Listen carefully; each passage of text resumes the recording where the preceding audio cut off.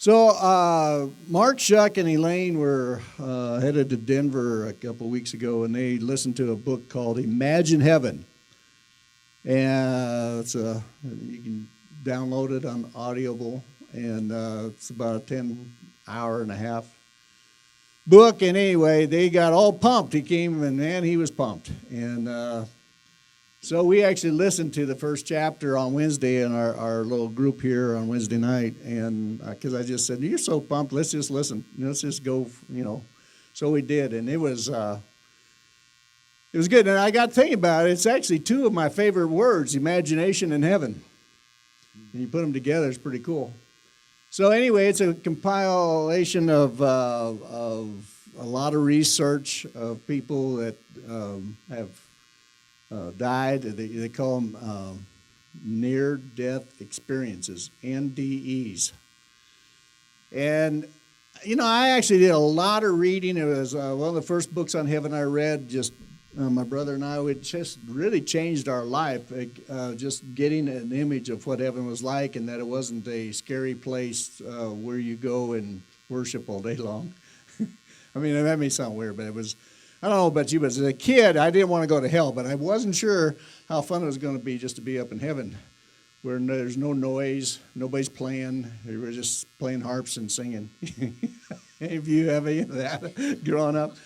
But anyway, so that opened up the door, and so through the years, I've got to talk to so many people that have actually left their bodies and gone to heaven. And of course, we got Leslie's mom that went in that story, and then we had some people come to the church. Betty Maltz, she's mentioned in this book. Dr. Eby was the one that we Cliff Lynn spent quite a bit of time with. Anyway, they're all noted in this book. But what's kind of different with this one, I haven't been reading as much lately, but what I appreciate about this is you just said there's a whole lot of doctors and physicians and et cetera, professional people that would kind of blow off these stories,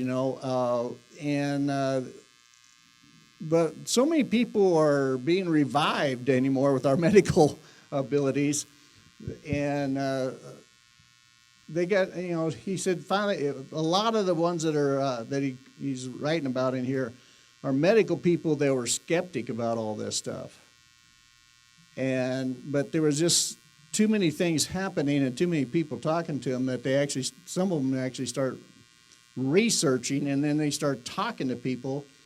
And they found out a lot of their patients were experiencing things but wouldn't tell anybody because they get made fun of or whatever. And also it's very precious. So he's compiled a whole bunch of that together of actually more research done by almost non-Christians, you might say, or skeptics, to start seeing patterns. Anyway, I'm about halfway through it now, but it's really been encouraging to renew some of the things I knew, and then just to hear new stories. And of course, we've had some pretty good, awesome stories here with Aubrey. When she, a little 14-year-old that went and saw things. But anyway, two of my favorite things: imagination and then heaven. And I do really believe. I just really felt like when Mark came and Elaine came all excited about that. It was just okay. They're pumped. They don't do that too often.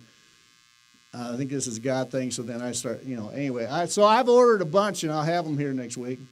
And then you can download them, on your phone. It's really great. The guy reads it, not the author, and he I was doing okay until I would try to listen with Elisa, because he would switch his voice for different people, like a woman or an Asian or something, and it's like,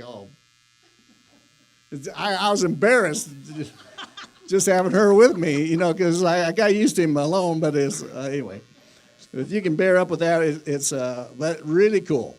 Okay, so, but I've ordered a bunch of books, and I'll have them here next week for you, and I just want to encourage you to, I think it's something really cool.